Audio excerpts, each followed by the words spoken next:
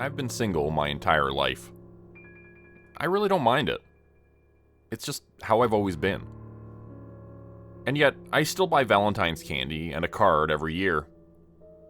That simple thing saves my life. I moved to a small town right before starting high school. It was difficult trying to make new friends and adjusting to an entirely new place at the same time. By the time February rolled around, I was finally feeling as if I'd gotten into the groove of things.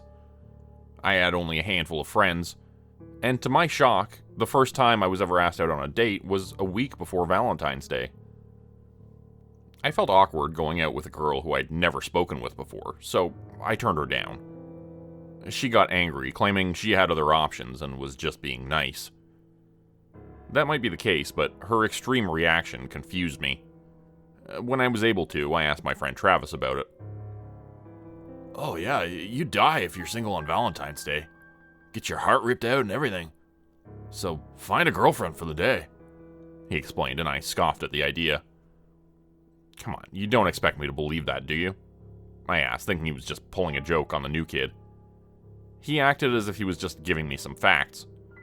He was looking at me as if I was crazy for not knowing about getting a date or dying. I told him he was crazy, but he just shook his head. It happens every year. Someone gets their heart ripped out. Might not be in this town, but it's nearby. And it's always someone single. I guess you could risk it, but why? It's just one day, he said, trying to defend his point. This was before everyone had a cell phone in their pocket, so I couldn't look up the deaths of people missing their hearts right then. I made a note to research it later, so I could call him out on his urban legend. I crossed my arms, still not buying what he was saying. That's stupid. Are you saying... What? Someone knows you're single and kills you? I pressed. Person doesn't do it. Some sort of monster does.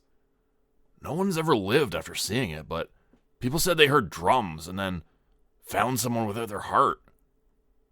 Travis was again looking at me as if I should know all this. A Valentine's Day monster? Really? Well, Christmas has Santa. And there's an Easter bunny. So why can't Valentine's Day have something? For the next 10 minutes, I roasted his idea and belief in the Valentine's Day monster.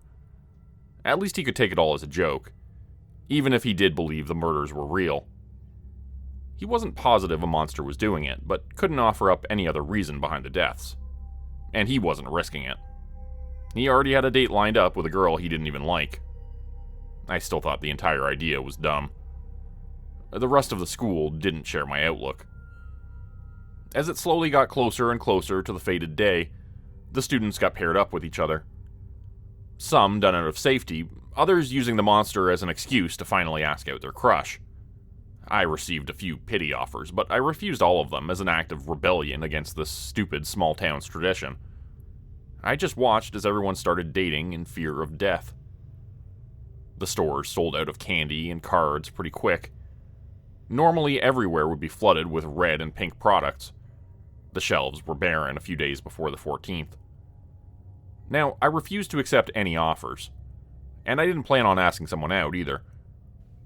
The school offered a program where you could buy sweetheart candies to be delivered to class for a small fee. I didn't mind getting my new friends one each, all while making up silly names to put on the card of who they would receive it from. It was the only thing related to the whole day I gave into, aside from buying a box of chocolates for myself. The chocolates were just a normal box of assorted types from the grocery store I'd gotten with some money from doing chores. When I bought them, the cashier slapped a heart-shaped sticker on the box without my permission. A small one, for someone to write who the box was meant for. With how crazy this town was over the holiday, I didn't blame her. By that time, I'd been so overexposed to anything Valentine-related, just seeing the sticker put me off eating the chocolates. I shoved them in my backpack to forget about them until the 14th was over. I really wish I had taken the entire thing a bit more seriously. It wasn't until the night before Valentine's Day that I finally looked up the murders, finding them to be true. Dread started to form in my stomach as I scrolled through the library computer after school, while waiting for my father to pick me up. I didn't find all the mysterious deaths, but enough to make me worried. 3 people were found with their hearts missing. The police said that from the state of the bodies, they were killed on Valentine's Day, even though their bodies weren't found right away. An entire town was warning me about this, and yet I still sat in shock after finding out it was true. My father finally got me from school, but told me I needed to walk home the next day. I sat in the car, silently debating on what to do. He just chalked up my distressed state as normal teenage behavior. I didn't sleep that night. I tried thinking of names of students that might not have a date, all while knowing it was useless. When the clock turned midnight and it was officially the 14th, I nearly had a panic attack, convinced the monster would swoop in to take my heart. The only way I got through that night without a mental breakdown was to shift my train of thought back to what it was before looking up the monsters. A Valentine's Day monster was stupid. It wasn't real. Some heartless store manager saw the murders and made up the story to sell more products through fear. That was it. It had to be it. I remained awake all night. In the morning, my mother noticed how I looked and offered to let me stay home. I refused, secretly hoping I could find a date if I went to school. The place was abuzz with new couples and gift exchanges. As I walked down the hallway, a few students looked at me with pity in their eyes. Most knew my single stance and how I would be the monster's top choice, if it was real. No one went near me that day, if they could help it. My few new friends awkwardly tried to find reasons to rush off after I tried talking to them. All of them having temporary new girlfriends gave them a good enough reason to be left out. My candy heart prank wasn't funny. Some thought it was, but I couldn't find the humor in anything that day. Instead, I spent it looking over my shoulder, expecting to hear drums at any second. The final bell rang, and Travis was brave enough to walk over to me for a chat. I think he thought this was going to be our last conversation. The idea got him motivated enough to walk over, but not to find the words. Do you, want to come over? I'm going out today, but maybe we can hang out beforehand? There's a really good show, and... He trailed off, feeling awkward.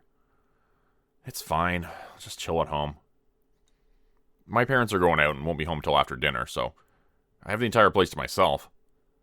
That never happens. They finally think I'm old enough to be trusted to be left alone, I explained, determined to still not believe in this nonsense, even though I was terrified. Travis nodded, looking pale. He wasn't brave enough to press me on hanging out. After all, he was certain I was going to die that night. He didn't want to be around to see it. I'll talk to you tomorrow, I said and gave him a shaky wave. He gave one back and started to hurry over to his new girlfriend. When you're a teenager, everything is a big deal. As I walked away from school towards home, I felt like I was walking toward my own death. The sky was overcast. It made me feel even more gloomy. I kept mocking myself for my mood as I walked along the neighborhoods that had become so familiar to me over the past few months. Finding a small rock, I started to kick it as I walked, trying to take my mind off the fear in my chest. A car started to drive along behind me with such loud music I could hear it thumping through the air. I watched it cruise by, a bit annoyed over the sound. If you're going to blast music, at least play something good, and not something that just thudded. As the car kept going down the street, the music went along with it, but a hint of the thudding remained. I stopped, confused on why I could still hear the sound if the car was so far. When it finally turned out of sight, I realized the car wasn't the source of all that noise. My heart started to beat so fast and so hard it matched the thudding rhythm that I could swear it was getting closer and closer. I didn't look behind me or even get angry at myself for being scared. I just ran down the street. I should have run up to one of the houses asking for help. I was so frightened nothing rational came to mind. I ran like crazy, all while that beating followed. I wished this was a prank, but didn't stop running to find out. My mind was unable to work as my lungs burned from the mad dash. For a moment, I thought I was losing whatever was chasing me. I stumbled, nearly falling over a crooked sidewalk square in front of my house. I couldn't tell how close the thumping sound was over my own heart. Sweat poured down my face and I felt faint. I slammed into my front door, banging on it before I realized my parents were out. I nearly screamed in frustration. The door was locked and my keys were buried under my books inside my backpack. That thudding sound was all I heard. It was so close it rumbled in my chest. My hands shook as I fumbled to get the zipper open. I was scared to death and couldn't keep my eyes open. Squeezing them shut, I felt around in my bag for my key. My hand brushed against it when a puff of wind came across my face. I smelled something sweet, and then the wind came again. To my horror, my mind clued into the fact that it wasn't the wind, but something breathing on my face. It was too late. Even if I got my key, I couldn't unlock the door before whatever brought the heart-thumping sound took my heart too. I refused to open my eyes to see the monster I now knew to be real.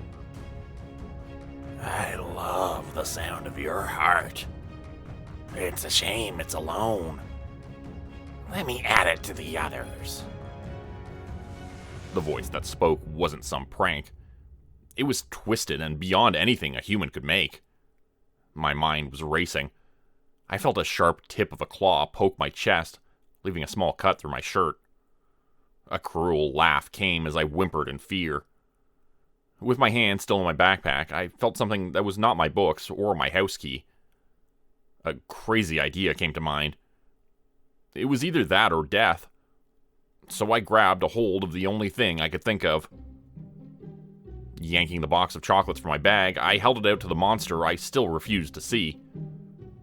My voice strained and shaking, I asked it a question I prayed would save my life. Will you be my Valentine this year? My heart nearly beat out of my chest. Opening my eyes a crack, I could see the box in my hand, but not the creature that brought along countless heartbeats that mixed with my own. I should have died. Instead of clawing out my heart, the twisted hand with razor-sharp nails reached out and took the box. I forced my eyes shut, my entire body shaking. Something brushed my face, causing me to tense up so much it hurt. That clawed finger brushed some hair from my face with another cruel laugh. What a cute child you are. I'll accept this gift, but someday I'll be back to claim your heart. I bit down on my tongue, trying not to scream at that horrible voice. With one final laugh that rattled my bones, the thudding stopped. It took me forever before I gathered up the courage to open my eyes. Nothing was on the front step. I was alone. If it wasn't for the rip in my shirt, I would have thought the whole thing came about due to stress and lack of sleep. I didn't tell anyone what happened. I mean, who would believe me? I went to school for the first half of the day on the 15th. I had barely slept and needed to take the rest of the day off. But I didn't want my friends to think I had died. All of them looked shocked I'd lived. I just said I got lucky. The school moved on. The short-lived relationships caused by that day fizzled out. As time crept along, I started to dread knowing Valentine's Day was coming yet again.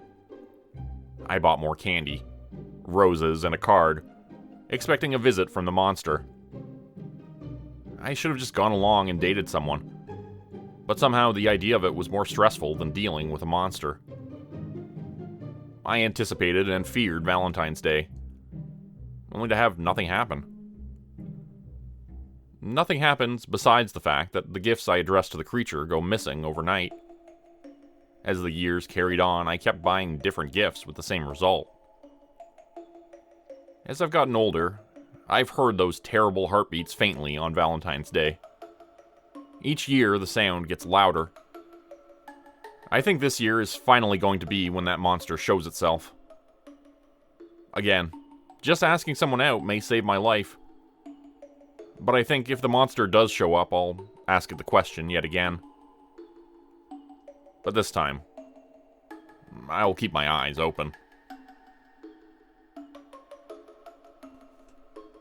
Become a channel member today for early access, bonus videos, and special emojis only available to members. Check out the description below or click the join button for more info.